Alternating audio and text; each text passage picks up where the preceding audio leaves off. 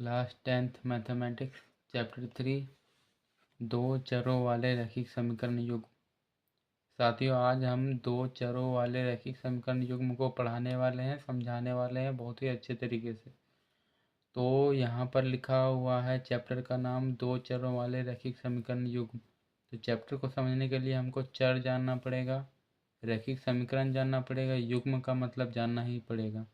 अगर हम यहाँ तक जानते हैं तभी हम आगे बढ़ सकते हैं दोस्तों। तो सबसे पहले आप चर को समझ लीजिए, चर क्या होता है।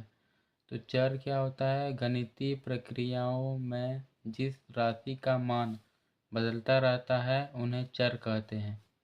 मतलब कि दोस्तों, अगर हम मैथ पढ़ रहे हैं उसमें अगर कोई चीज़ का मान बार बार बदल रहा है तो वे क्या कहलाएंगी दोस्तों, वे चर कहलाएंगी। जैसे कि हम लोग अक्सर x का मान निकालते होंगे कि x का मान कभी 5 आया तो थोड़ी देर बाद दूसरे क्वेश्चन में x का मान 6 या कुछ और आ जाता होगा। तो इस तरह का राशि को हम चर कहते हैं। जैसे कि ABCD हो गया, XYZ हो गया, थीटा हो गया, बीटा हो गया, ये सब दोस्तों। तो चर का उल्टा होता है दोस्तों अचर। इसको भी ज़रा समझ ही लीजिए। तो अचर किसे कहते हैं, अचर जिस राशि का मान गणितीय प्रक्रियाओं में नहीं बदलता अर्थात निश्चित मान रहता है उन्हें अचर कहते हैं दोस्तों। हम अगर मैथ पढ़ रहे हैं तो एक का मान हमेशा एक ही रहेगा, दो का मान हमेशा दो ही रहेगा, 1/2 का मान हमेशा 1/2 ही रहेगा। इस तरह की अगर राशि आ रही है हम लोग के सामने में तो वे अचर कहलाएंगी। इसका मान हमेशा निश्चित रहता है, कभी बदलता नहीं है। तो आप चर और अचर को समझ लिए हैं, मतलब कि यहाँ तक आप समझ चुके हैं। अब आप रैखिक समीकरण को समझेंगे। अब साथियों, एक चर वाला रैखिक समीकरण को समझिए। तो ऐसा समीकरण जिसमें केवल एक चर रहता है, मतलब कि दोस्तों समीकरण में केवल एक चर रहना चाहिए तथा चर की अधिकतम घात एक होती है, एक चर वाला रैखिक समीकरण कहते हैं। तो इसका व्यापक रूप भी मैंने यहाँ पर लिख दिया है। इसका व्यापक रूप ax + b = 0 है। तो दोस्तों, व्यापक रूप का क्या मतलब होता है कि जैसे कि कोई इंसान है, मान लीजिए, तो इंसान के पास क्या रहता है, सिर रहता है ना, गर्दन रहता है, हाथ रहता है, इस तरह करके पैर रहता है। तो दोस्तों, इसी तरह का हर इंसान रहेगा इस पृथ्वी में।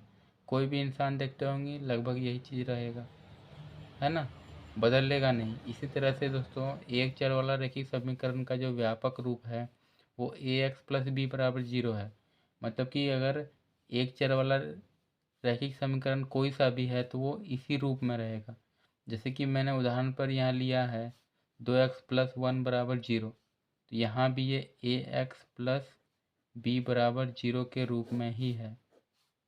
तो ये होता है दोस्तों व्यापक रूप।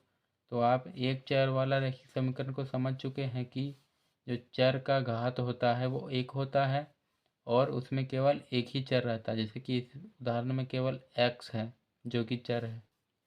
अब दोस्तों, दो चर वाला रैखिक समीकरण को समझिए। तो दो चर वाला रैखिक समीकरण क्या होता है, तो ऐसा समीकरण जिसमें दो चर मौजूद हो तथा प्रत्येक चर की घात एक हो, दो चर वाला रैखिक समीकरण कहलाती है। दोस्तों, इसका भी व्यापक रूप यहाँ दिया गया है ax + by + c = 0। मतलब कि दोस्तों इसमें दो चर रहेगा। तो दो चर यहाँ कौन कौन सा है, तो यहाँ x तथा y चर हैं। ये जो x दिख रहा है और y दिख रहा है ये दोनों चर है और a b c संख्याएं हैं। a b और c ये जो दिख रहा है वो संख्याएं हैं। और एक बात ध्यान देने वाली ये है कि a और b का मान 0 नहीं होना चाहिए। अब क्यों नहीं होना चाहिए इसको समझिए। जैसे कि अगर हम लेते हैं कोई दो चर वाला रैखिक समीकरण का उदाहरण, कुछ इस तरह का हम ले लेते हैं 2x + 4y + 6 = 0। तो यहाँ चर x तथा y है दोस्तों, और यहाँ a कितना है, 2 है, b है 4 और c है 6। तो हम इसी समीकरण में a का मान 0 रख देते हैं और b का मान भी 0 रख देते हैं, तब देखते हैं कि क्या होता है। तो 0 गुना x हो जाएगा, यहाँ 0 गुना y हो जाएगा प्लस 6 बराबर 0। अब यहाँ 0 प्लस 0 प्लस 6 बराबर 0 इस तरह करके हो जाएगा। तो यहाँ दोस्तों अब देखिए यहाँ पर कोई चर बचा ही नहीं, क्योंकि 0 से गुना होकर के वो 0 बन गया। यहाँ कोई चर नहीं बचा है। इसका मतलब अगर a और b का मान 0 रखते हैं तो ये दो चर वाला रैखिक समीकरण नहीं बन पाएगा। इसीलिए दोस्तों यहाँ पर a तथा b का मान जो है वो 0 नहीं होना चाहिए। यहाँ तक समझ में आ गया दोस्तों। अब हम युग्म को समझते हैं। यहाँ लिखा हुआ है ना कि दो चरों वाले रैखिक समीकरण युग्म। तो दो चर वाला रैखिक समीकरण हम समझ चुके हैं कि इस तरह का रहता है। दो चर रहता है, जैसे कि 2x प्लस 4y दिया गया है प्लस 6 बराबर 0। तो दो चर रहता है और बीच में बराबर 0 रहता है यहाँ पर, तो वो समीकरण कहलाता है दो चर वाला रैखिक समीकरण। अब आगे बढ़ते हैं दोस्तों। युग्म का मतलब होता है जोड़ा। तो जोड़ा किस चीज़ का जोड़ा? दो चरों वाले रैखिक समीकरण का जोड़ा। जैसे कि यहाँ हम उदाहरण में दिए हैं कि 2x प्लस 3y प्लस 3 बराबर 0 और 4x प्लस 9y प्लस 2 बराबर 0। तो यहाँ हम क्या किए हैं कि एक समीकरण यहाँ ऊपर में है, एक समीकरण यहाँ नीचे में है। तो दोनों को मिला करके ये एक जोड़ा समीकरण मेरा बन रहा है। तो इसी को कहते हैं दो चरों वाले रैखिक समीकरण युग्म। तो यहाँ तक ये क्लियर हो चुका है। अब इसका व्यापक रूप लिखना है दोस्तों। पीछे आपको बताया कि दो चर वाला रैखिक समीकरण का जो व्यापक रूप होता है वो ये होता है। हम किसका व्यापक रूप बताए हैं? दो चरों वाले रैखिक समीकरण का। दो चरों वाले रैखिक समीकरण का यहाँ तक का हम व्यापक रूप ये बताए हुए हैं कि ax plus B Y plus C बराबर 0। अब दोस्तों यहाँ बोला है युग्म। युग्म मतलब कि यही चीज़ और एक बार होगा, यही चीज़ और एक बार होगा। तो जब एक ही चीज़ दो बार होता है तो हम क्या करेंगे? उसमें 1 2 लगा देंगे। जैसे कि यहाँ a1 हो गया तो ये a2 हो गया, ये b1 हो गया तो ये b2 हो गया, ये c1 हो गया और ये c2 हो गया। ये जो चीज़ हुआ दोस्तों, इसी को कहेंगे दो चरों वाले रैखिक समीकरण युग्म का व्यापक रूप। तो यहाँ तक आपको समझ में आ चुका है। अब ये जो व्यापक रूप आपको दिख रहा है दो चरों वाले रैखिक समीकरण युग्म का, इसमें तीन शर्तें होती है, जैसे कि a1/a2, b1/b2 और c1/c2। इसी से रिलेटेड क्वेश्चन आता है दोस्तों किताब से। यहाँ मैंने तीनों शर्तों को लिख करके रखा है, जैसे कि आपको दिख रहा है स्क्रीन पर।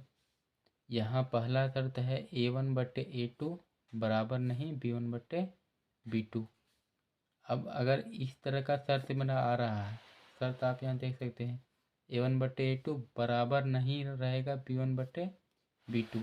अगर इस तरह का शर्त आ रहा है तो अगर हम ग्राफ में बना रहे हैं तो वो प्रतिच्छेद करती हुई रेखाएं मिलेंगी हमको, और हल जो मिलेगा वो एक ही हल मिलेगा, एक ही उत्तर मिलेगा, और मान जो है वो संगत मिलेगा। संगत मान का अर्थ होता है दोस्तों मान स्थिर रहेगा, मान में कोई बदलाव और ऐसा चीज़ नहीं होगा, संगत मान होगा। अब अगर शर्त इस तरह का है कि a1/a2 और b1/b2 और c1/c2 तीनों आपस में बराबर हैं, तो वो संपाती रेखाएं होंगी।